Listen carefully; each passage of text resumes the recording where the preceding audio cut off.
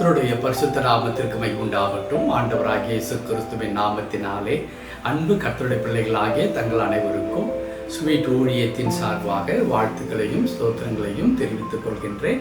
மீண்டும் உங்களை சந்திப்பதிலே எனக்கு மிகுந்த மகிழ்ச்சி. ஒவ்வொரு திங்கட்கிழமை காலையில் உங்களோடு கூட கடவுளுடைய வார்த்தையை பகிர்ந்து கொள்வது என்பது ஆண்டவர் எனக்கு கொடுத்த ஒரு மாபெரும் சிலாக்கியமாக அதை நான் கருதுகின்றேன். நிச்சயமாக கடவுள் அடியின் மூலமாய் உங்களோடு கூட இடைப்படுகிறார் என்பதை குறித்து நான் சந்தோஷம் அடைந்து நான் கடவுளுக்கு நன்றி செலுத்துகின்றேன். அவ்விதமாகத்தான் ஒவ்வொரு நாளும் நான் உங்களுக்காக ஜெபித்து நான் ஜெபத்தோடு கூட கடவுள் எனக்கு கொடுக்கிற வசனத்தை நான் கொண்டு வருகின்றேன். அப்படித்தான் இந்த காலை நேரத்தில் கூட உங்களோடு கூட ஓரிரு வசனத்தை நான் பகிர்ந்து கொள்ளலாம் என்று சொல்லி நான் விரும்புகின்றேன்.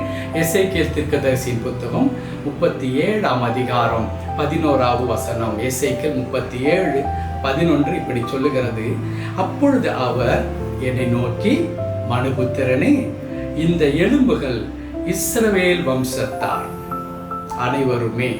இதோ அவர்கள் எங்கள் எலும்புகள் உலர்ந்து போயிற்று, எங்கள் நம்பிக்கை அற்று போயிற்று, நாங்கள் அறுப்புண்டு போகிறோம் என்கிறார்கள்.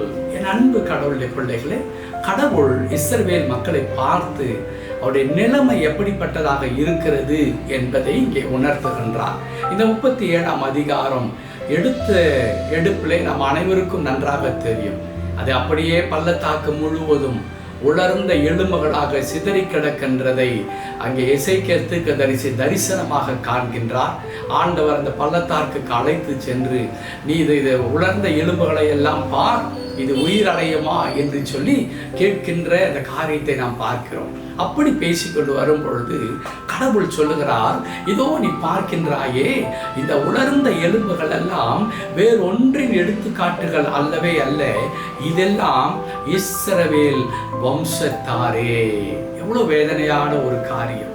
இஸ்ரவேல் வம்சத்தாரே என்று ஆண்டவர் இங்கே யாரை பார்த்து சொல்லுகிறார்?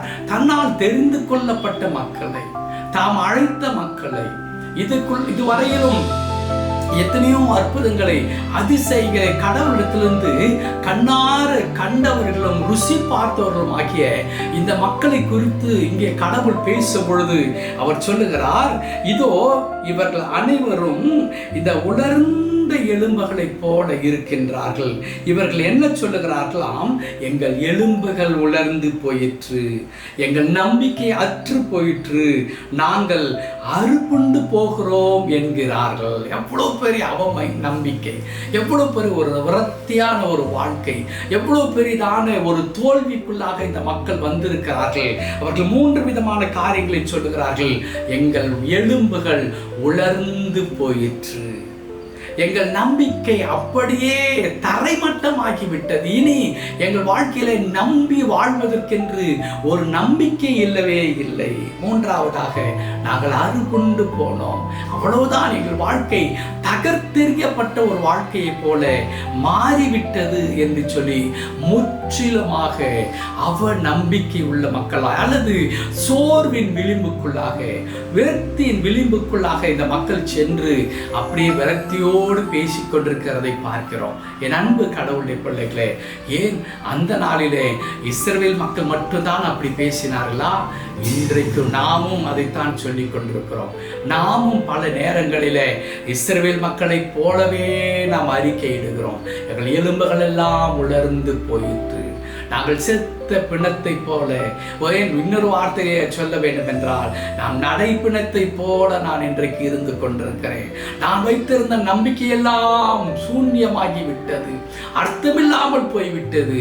இதோ நான் அப்படியே வெளியே எரியுண்ட ஒரு கொடியை போல, வெட்டி தகர்த்தெறியப்பட்டதான ஒரு செடியை போல என் வாழ்க்கை ஒன்றுமில்லாமல் போய்விட்டது என்று சொல்லி மிகுந்த வேதனையோடு கூட கண்ணீரோடு கூட நாம் வாழ்ந்து கொண்டிருக்கிறோம்.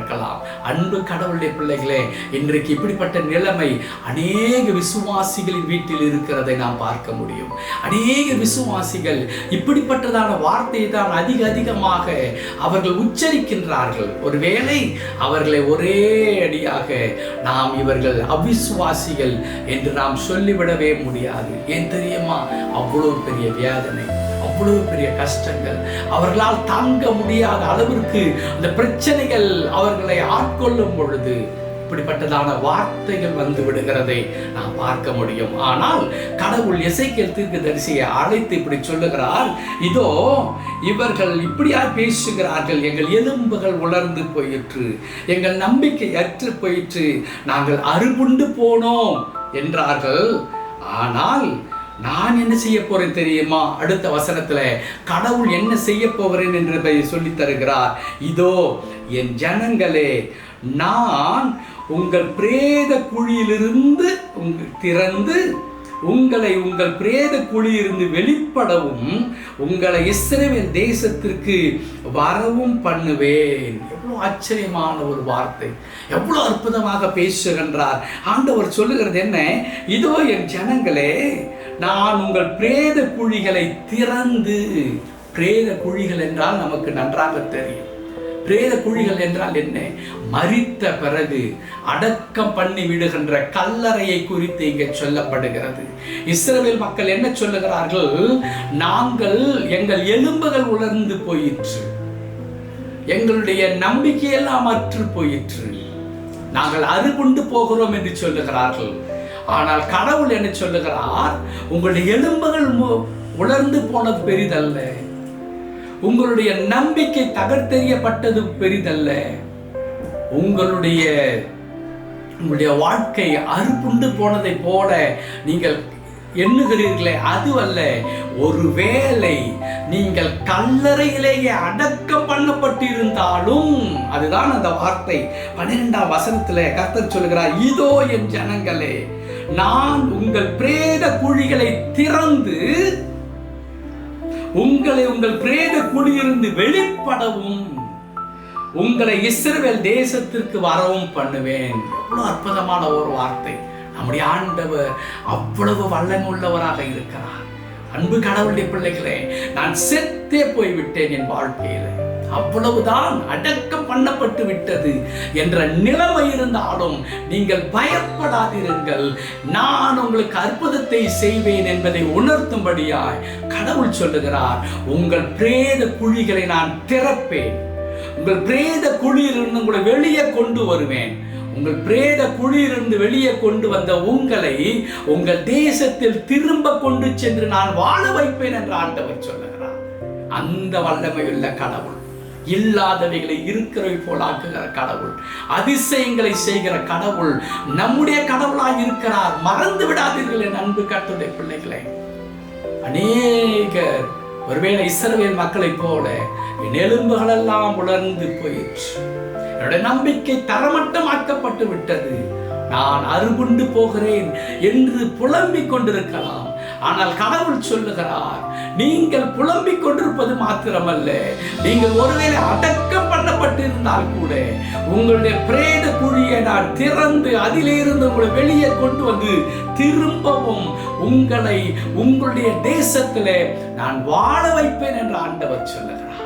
அத்தனை அற்புதமான கடவுள் நம்மோடு கூட இருக்கிறார். இதை புதிய ஏற்பாட்டில் நாம் கண்ணார கண்டவர்களாய் இருக்கிறோம் அல்லவா?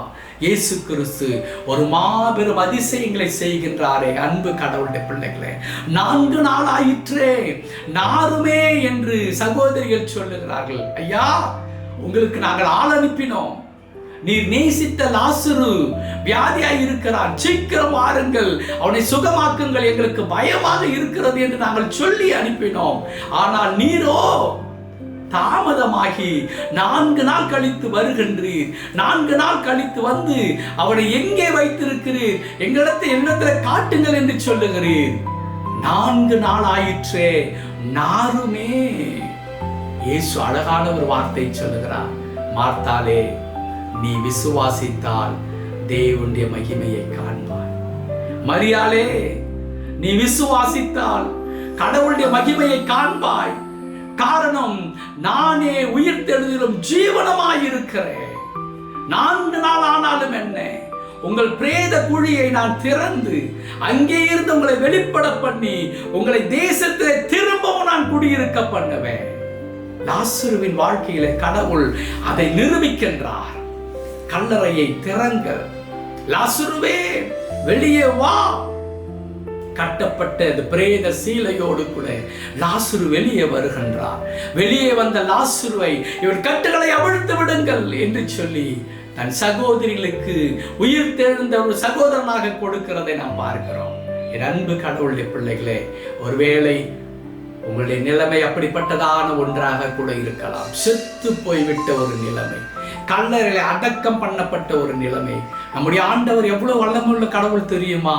எவ்வளவு வல்லமையுள்ள கடவுள் தெரியுமா? ஆண்டவர் மரித்து போயிருந்த மக்களை உயிரோடு எழுப்பினவர்களை நீங்கள் கூர்ந்து கவனித்து பாருங்களேன். வீட்டில் இருந்த எவிரின் மகளை தலித்தாகுமி என்று எழுப்புகிறார். மரித்து வீட்டிலே ஒரு சில மணி நேரமான பெண்ணை ஆண்டவர் அந்த பெண் பிள்ளையை எழுப்புகிறார்.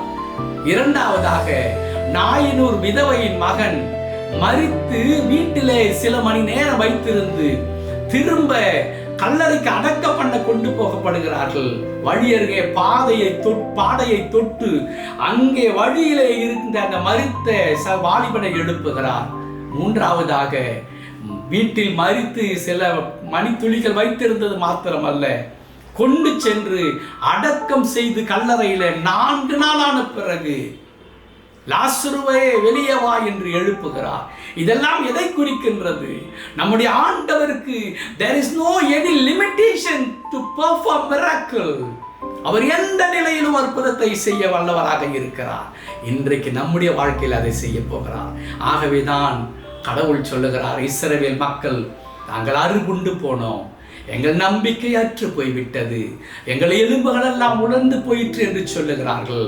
ஆனால் நான் அவர்களை பிரேத குழியிலிருந்து வெளியே கொண்டு வருவேன் என்று சொல்லுகின்றார். அன்பு கடவுளுடைய பிள்ளைகளே, இது எப்படி ஆகும்? இது கர்த்தருடைய ஆவியினாலே ஆகும்.